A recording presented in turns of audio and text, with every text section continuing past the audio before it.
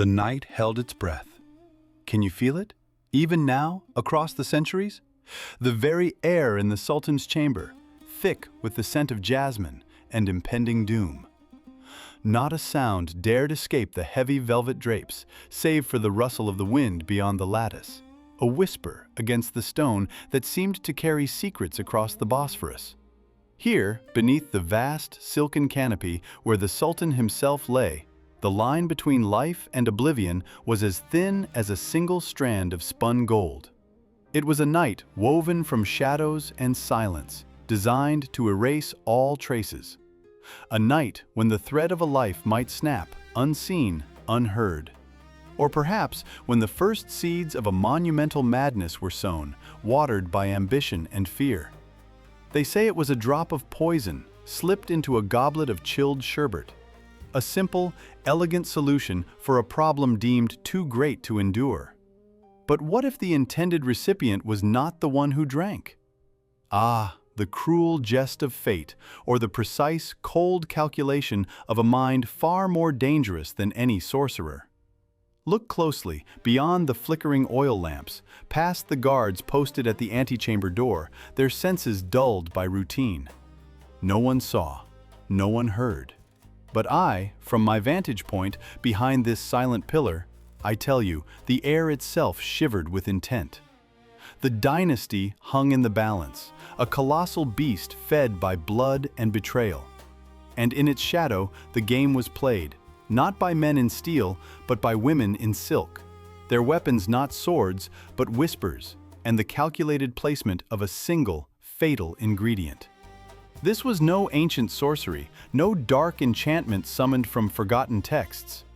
This was something far more primal, far more terrifying. This was desperation. The kind that coils deep within the heart of a woman, trapped in a gilded cage. Her future, her children's future, dependent on the Sultan's fleeting favor. Desperation that sharpens the mind into a dagger, that turns fear into ruthless resolve. It is this desperation, my dear, that births monsters. Not beasts of myth, but architects of ruin, capable of bending even the most powerful sultans to their will. The sherbet, they say, was meant for the young concubine, whose beauty had caught the Sultan's eye a little too fiercely, a little too long. A rival removed, a threat neutralized, a simple, brutal truth of the harem. But the cup, perhaps by chance, perhaps by design, found its way to another. Or maybe the poison was never truly meant to kill. Perhaps its purpose was far more insidious, to break, to twist, to open the Sultan's mind to the whispers that would follow, to make him vulnerable, to make him obsessed. The scent of intrigue hung heavy, far thicker and more potent than any costly incense burning in the bronze braziers. It clung to the tapestries, seeped into the very stone, a silent testament to the battles fought not on distant fields, but within these suffocating walls. A battle for the heart, for the mind, for the very soul of an empire. This was the first move, a delicate dance on the precipice of madness. A single drop, a single night, and the course of a bloodline forever altered. The silence that followed was not one of peace, but of a wound festering, a truth buried beneath layers of carefully crafted lies. And from this darkness, a new power would rise, not through magic, but through the raw, unyielding will of a woman determined to carve her own destiny from the Sultan's weakness. Was it a mistake? Was it a warning? Or was it merely the opening act of a grand, terrifying obsession? A journey into a darkness from which neither the Sultan nor his empire would ever truly recover. You decide.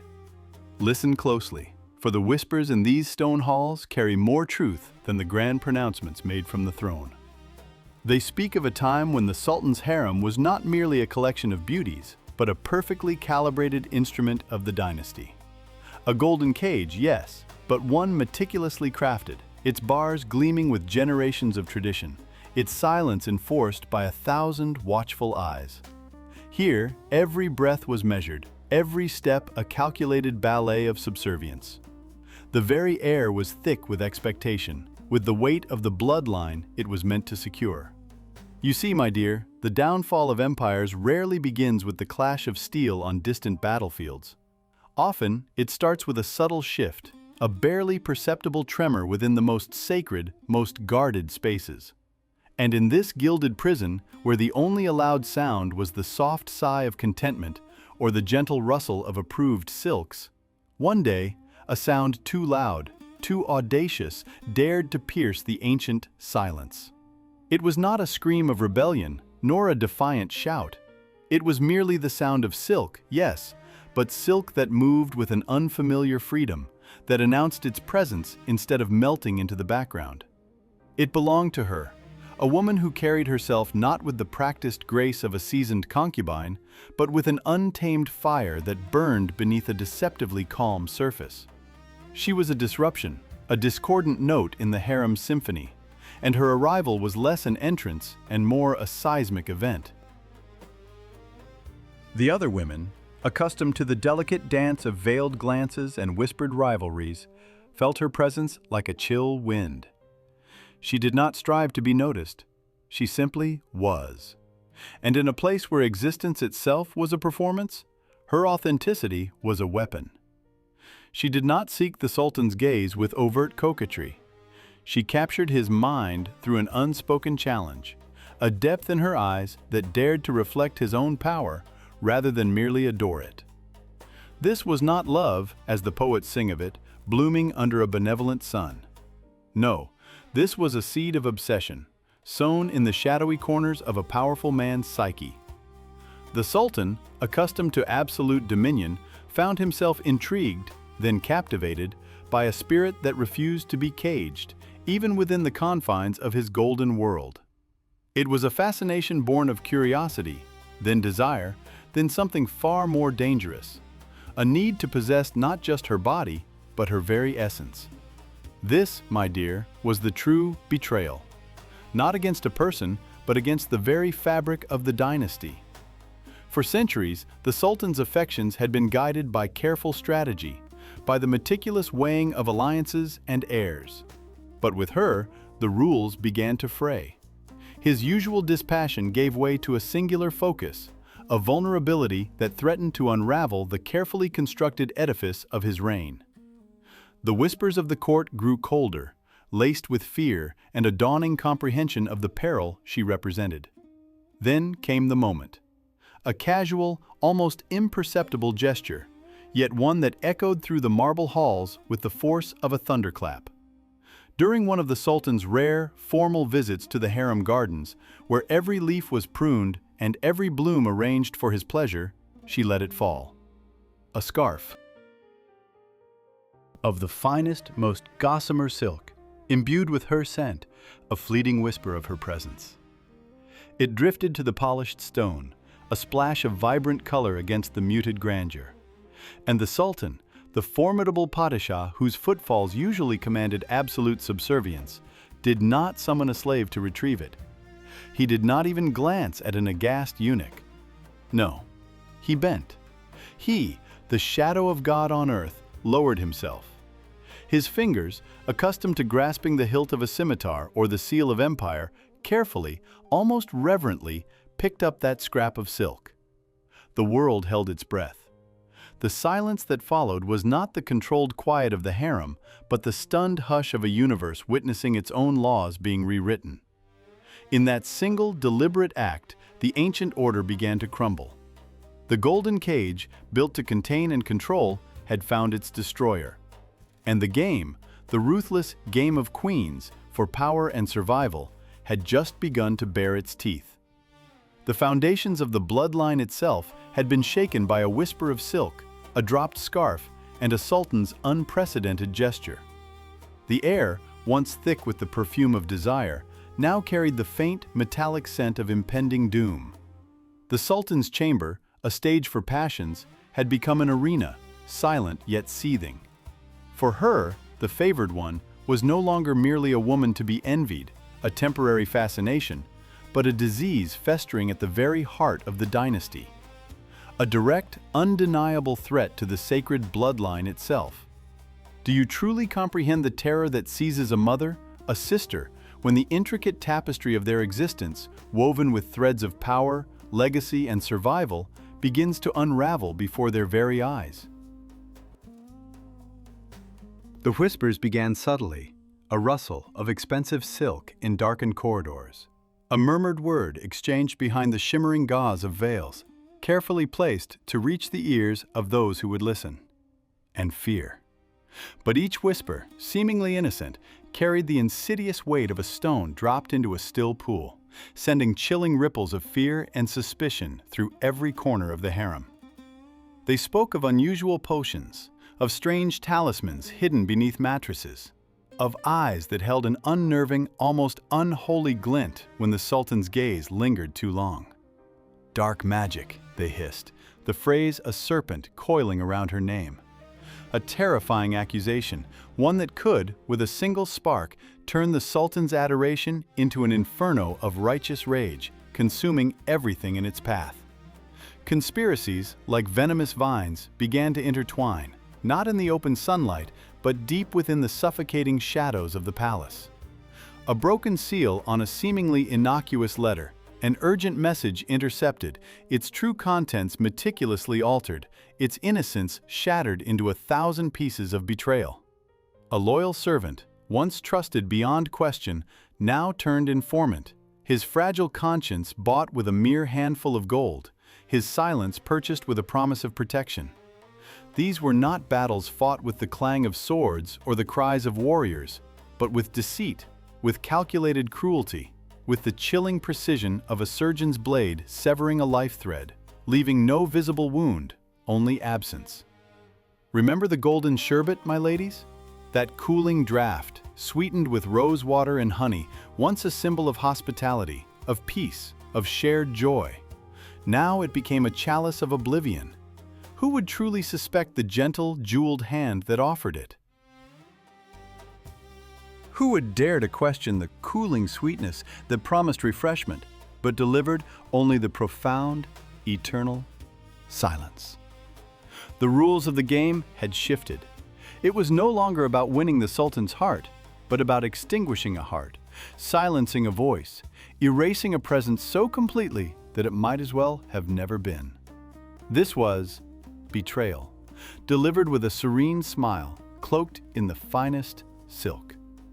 But consider this for a moment, my ladies, as you watch the unfolding drama. Who truly wields the darker arts in this treacherous dance? Is it the woman who, through sheer, audacious force of will, captures the impossible, all-consuming love of a sultan, thereby upsetting the entire, ordained order of the court? Or is it those who, fearing their fading influence, their dwindling power, their very survival, resort to such desperate, heinous measures? Is the true sorcerer the one accused of conjuring forbidden spells, or the one who meticulously fabricates the accusation, twisting truth into a weapon sharp enough to pierce the soul? The true magic, perhaps, lies not in incantations, but in the power to manipulate belief, to destroy a life with a single, well-aimed word whispered in the right ear. For in this gilded cage, where the stakes are life and death, desperation often wears the mask of righteousness, and the struggle for survival, for power, for the very future of the dynasty, knows no bounds, no mercy, and no true enchantment save for the relentless will to dominate. From here, behind this carved column, where shadows cling like loyal servants, we watch him, the lion of the world, whose roar once shook empires and whose will was an unyielding law, now stirs with a quiet tremor. His magnificent gaze, which once pierced through deceit and saw the very heart of treachery, now lingers, softened, on a phantom presence that consumes his every thought. Her whisper, a silken thread woven with promises of an untouchable future, now binds his will more firmly than any chain forged in the deepest dungeons. Each decree, once weighed by a council of venerable graybeards whose wisdom spanned generations, now bears the faint, intoxicating scent of her perfume, a fragrance of subtle poison. The Grand Vizier, a man whose loyalty was etched in scars from countless campaigns, finds his words now echo in chambers strangely hollow. His counsel, once sought with feverish urgency, is now dismissed with a wave of a hand, a gesture of impatience. The once bustling divan grows still, its clamor replaced by a chilling quiet. A silence descends upon these golden halls, not of peace, but of a tightening noose. It is louder than any battle cry, this deafening quiet that consumes him, severing the ties that once bound him to his world, to his loyal advisors, to his very bloodline. He sees, you understand. In the deepest recesses of his magnificent mind, he knows the price of this devotion. He sees the shadow of betrayal lengthen, watches the intricate tapestry of his dynasty fraying at the edges, yet he cannot, will not, turn away. This is no mere affection, no fleeting passion of youth that might fade with the rising sun. This is a draught brewed in a darkness far older than love, a venomous elixir poured slowly into the chalice of his power.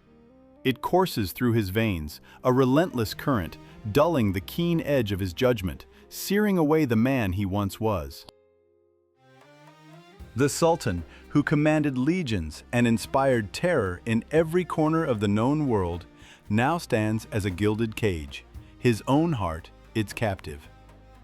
The old Sultan dies, day by slow day, leaving on the throne only a shadow. And in those eyes, if one dares to look beyond the glittering crown, beyond the heavy burden of empire, there, beneath the mask of sovereign power, a stark emptiness blooms. A terrible blend of absolute authority, unyielding desire, and a profound, chilling solitude that promises to devour him, and perhaps his very dynasty. Was it truly dark magic then? A whisper from the infernal realms binding the Sultan's formidable will to one woman alone? Or was it merely the boundless desperation of a soul trapped by circumstance, igniting an ambition so vast it devoured all in its path? The answer, my dears, dissolves into the shadows of history, much like the scent of old frankincense lingering in these very chambers. We seek clarity, yet find only echoes. A dynasty, forged in blood and steel, did indeed endure. Yet, at what cost? What unseen rivers of tears nourished its roots? What silent screams echoed through its gilded halls? For behind every great sultan, every decisive choice that forged an empire or secured a bloodline, stand not only the triumphs and conquests, but 1,000 unuttered words. 1,000 lives, whispered into oblivion, sacrificed on the altar of succession. You see, the game of queens, though veiled in silk and smiles, is played with blades sharper than any janissary's yataghan. It is a dance of poison and veiled threats, where betrayal is but a forgotten step. Power, like untamed passion, tolerates no compromise. It demands absolute devotion, leaving in its wake not glory, but an indelible mark of silence.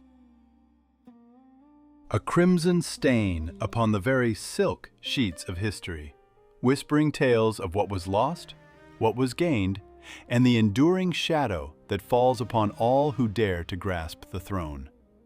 This dynasty survived, yes, but the price? The price is etched not in gold, but in the unseen depths of the human heart.